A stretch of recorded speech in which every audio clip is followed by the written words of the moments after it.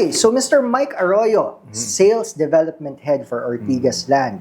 Some of the questions that we always get asked here in Assetmart Global the first is really, can I afford it? Or the very related question is, how can I afford it? How do we answer that? What would you say to our viewers? Well, real estate is, of course, never cheap, right? It's never. Even the most affordable property on the market is still a pretty big sum. Okay. But the good thing about real estate is that you can use what is called leverage. Diba? So leverage is either basically coming from the bank by way of a loan. Okay, that means you're only putting a little bit of the amount needed, and then the rest is going to be covered by a third party. So that's leverage. So basically, in other words, using other people's money. So in other words, huwag ka matakot sa total price because you're not gonna shell out the total price. Yes, you're not gonna shell out. So if it's like you're buying 10 million property, okay lang. Kasi hindi naman 10 million outright ang kailangan mo on day one. Right.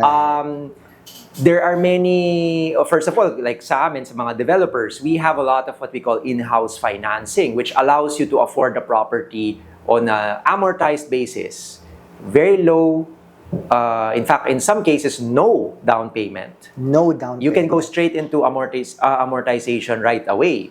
So, and that's over 25 years sometimes. Not naman 25 years, but let's say the development will take 5 years to finish. Okay. So usually companies will offer a term which is coterminous with the development. Upon which you can already borrow from the bank. Upon which, yes, you would have already sufficiently paid up what we call the equity. Okay. Meaning your buyer's money. Okay. And then that's when you use leverage, no? Some people in our field, they also use the chance to use that time at the development stage to get the balance payment. So maybe some of them, they're into contracting or some sort of, big business that they can actually earn. They're looking at the cash flow already. Oh, they're looking at the cash flow and they know na, okay, in 5 years, we're gonna have this money anyway. We can easily finance that 80% or that 70% balance. Okay. So that's one way people can afford, and that's leverage. Why real estate in the Philippines is so active, because developers actually give a lot of good payment terms. Another, I'm sure the next question would be, what if hindi developer, di ba? Okay. What if it's RFO already? What if it's a non-developer? What if it's or like a mom and pop company that wants cash? The good news is, if it's an RFO property, you can actually borrow from the bank. Okay? Kasi you're now going to use the asset or the property as a collateral. Oo. So, ibibigay mo yung collateral, yung property nila. Let's say, you wanna buy a townhouse from Assetmart. Oh, iko-collateral mo ngayon yan sa mga bank partners ni Assetmart. Let's say, whoever, BPI or BDO, for example, and BDO will finance either the majority or the amount that you need, whichever comes first. No? And so you would only need to shell out again, a percent of the total price. No? Right, so it really depends. Like we know some people who like to pay a bigger down payment because they want a smaller amortization. Yeah. There are some naman they want lesser cash out, so they get a bigger loan. It really depends on what you're looking for or what you can afford at that time. Okay. Yeah. So basically, don't get shocked by the total amount because you're not gonna shell out the total amount. And if you happen to have that much money, can you ask for a discount from sometimes real estate is also a business. You can always ask for a discount. Of course, it depends if the seller or the developer will be willing to give you that discount. Right. But don't be afraid to ask for discount. Huwag mahiyang magtanong. Libre lang naman. What's the worst thing that can happen? They just say no, right? So it could also be a yes. So it really depends, and sometimes, like in our case, if we don't like the offer of the buyer, sometimes we'll come back with a counter offer, right. That's where we can kind of like negotiate and meet in the middle. Yun. Yeah. So whatever it is, real estate is actually within the reach of many people. So just wanted to plug that in, no? For Assetmart Global, we really negotiate on behalf of the buyers, which is you guys. So if you guys want to ask for a discount, if you need to, we will talk to the talk to the sellers in your behalf so that we can get you the best deals as much as possible. Mike, another question. This is something we get asked a lot. Okay? Okay. Is now still a good time to buy? It's so expensive already. Okay. First of all, when people say expensive, what I like to do is always ask, in relation to what? Because maybe the comparison is not a good one. Okay. So it would be wise to first assess, okay, it's expensive compared to what? Now some people might say it's expensive compared to 10 years ago. Well, hello ladies and gentlemen, that's the reality of life. You have inflation. Everything is more expensive than it was 10 years ago, right? Yeah. Your sibuyas, everything is more expensive. That's right. Your burger is more expensive now than before. So naturally, even real estate will be more expensive today than it was 10 years or even 20, 30 years ago. It's not a fair comparison. But here's the thing. Time always moves forward. It never goes backward. So if you think prices are expensive today, let's check back in 5 year. Let's check back, ladies and gentlemen, 10 years from now or even beyond 10 years. How much more will prices be? Just to give a tad bit of trivia, Poch, for your viewers. If you check real estate in the Philippines compared to others in the region of Asia, we are one of the most affordable. Okay, we're one of the most affordable. Wow. And Poch, now is the time to buy. Why? Because there's so many government infrastructure projects that once they all get finished, right? The subway, the new airports that are being built. So many different MRTs, yeah, so many MRTs, passageways, airports, flyovers, etc., new tollways, new freeways. I mean, pag natapos lahat yon, ladies and gentlemen, that is going to be a value add to all these properties. Yeah. So, if you think real estate is expensive now, wait in 5 to 10 years, ladies and gentlemen. It's gonna knock your socks off. So the question really is, did you invest now or did you not invest now? Yes. So, although, not to sound cliche, the best time to invest was 10 years ago. Yeah. The second best time is today. And, if I may add, yes. Watch now, if you will allow me to add.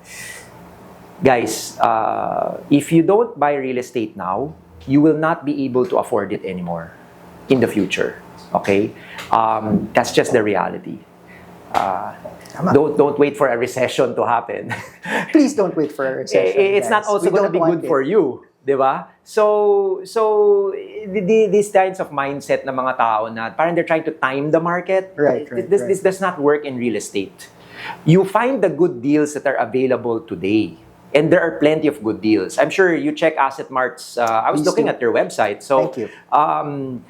There's tons of information there, lots of options. I think it's a good place to start if you're deal hunting. Yeah, definitely. Yeah. So, okay, thank you for that, Mike. So, we are a website, we are a platform. People can look at us from everywhere around the world. Yeah. And of course, one of our biggest markets are our overseas Filipino workers, our OFWs, who may not be here in the Philippines right now. They're probably out earning money elsewhere. Is buying real estate worth it for them in the Philippines? Absolutely. First of all, ladies and gentlemen, the one and only benefit of being a Filipino citizen is that you can buy real estate. Okay? Tama. Especially land. That's probably the one and only benefit I can think of that all the other nationalities cannot access. So take advantage of that privilege, that right, that birthright that you have to own a piece of your homeland. Second, most of our OFWs, they're earning really well abroad. But the thing is, they also cannot, in many cases, cannot afford the properties in their host countries. Okay. Diba? Kasi it's so much more expensive eh. Right. Just take like Australia, for example. Singapore. Or Singapore, diba? Yung mga Singapore, maraming mga, of course, overseas professionals dyan na Pinoy, diba? Magkano ang condo sa Singapore? It's like $2 million. Yeah. Yep. Diba? None of us. Even Poch, who's so successful, I don't know, maybe he can afford it. But the rest of us, diba, those working in Singapore, mahirap bumili. Mismong mga Singaporean nga, nahihirapan bumili. What more yung contract worker or yung hindi citizen, di ba? So, the best place for you to still get real estate is your home country, which is the Philippines. Kasi marami tayong deals, marami tayong promos, marami tayong ways to afford, no? So, yun ang isa pang maganda. That's why I think, Poch, no, it needs to be said, the remittances being sent by Filipinos, Right. about 25 to 30% of that actually ends up in real estate. Really? Yes, kasi pangarap ng bawat Pilipino magkaroon ng property. So, to your question, no, na should OFWs invest in the Philippines? Of course, dapat lang. Dapat lang. Number one, it's your birthright. Number two, marami kang deals na makukuha dito, very good developers. Third, maraming service providers like Assetmart, no? Who can show you good properties and good deals. And the service that you get also. Yun. Maybe, for some of the OFWs that we have listening to us or watching us, no, maybe the next question is, why? Bakit ako mag-i-invest sa Pilipinas? Nasa abroad ako eh. Di ba? Okay, Poch, another good question. So this is for like those who migrated, parang ganon. Okay, so actually, in our company right now, no, we do international roadshows. Yeah. So we go all over the place. UAE, Australia, all over Asia Pacific. And we speak to so many Filipinos in these areas. And they're so eager to invest in the Philippines. Okay? Kasi why? Apart from the examples I mentioned earlier, no, a lot of them, they're using their Philippine investment as either an additional source of income, no, for them. Additional source of income for them yon na nakakatulong sa kanila doon sa host country nila. The others naman, yun nga, parang they have just extra money and of course, mas affordable yung property sa Philippines. So, pwede silang mag-real estate game talaga, no? They can really buy and acquire and build a portfolio as compared to wherever else they live right now, no? Na mas mahal ang real estate. And so, sometimes they can't buy at all. And sometimes they cannot buy kasi baka hindi maka-access ng loan abroad. They don't have enough yet. Maybe some of them are not maybe in that place. Yeah, or baka hindi pa sila citizen. Or hindi pa sila permanent resident. So, they cannot access the loans, di ba? So, bumibili sila dito kasi dito, madali lang for OFWs and also for, those emigres or immigrants to invest here. Madali. And also, don't believe, ladies and gentlemen, no, baka may mga nagsasabi dyan na pag lumabas ka na ng Pilipinas, hindi ka na pwedeng bumiling property. Hindi totoo yun, ha? Wala hong katotohanan yun. Even if you have left the Philippines for a long time, and even if you've already lost your Philippine citizenship, you are still allowed to invest in the Philippines. Yes, you're still allowed to invest in the Philippines. You can check the Balikbayan law. And it allows any former Filipino citizen to invest in the Philippines. It still allows.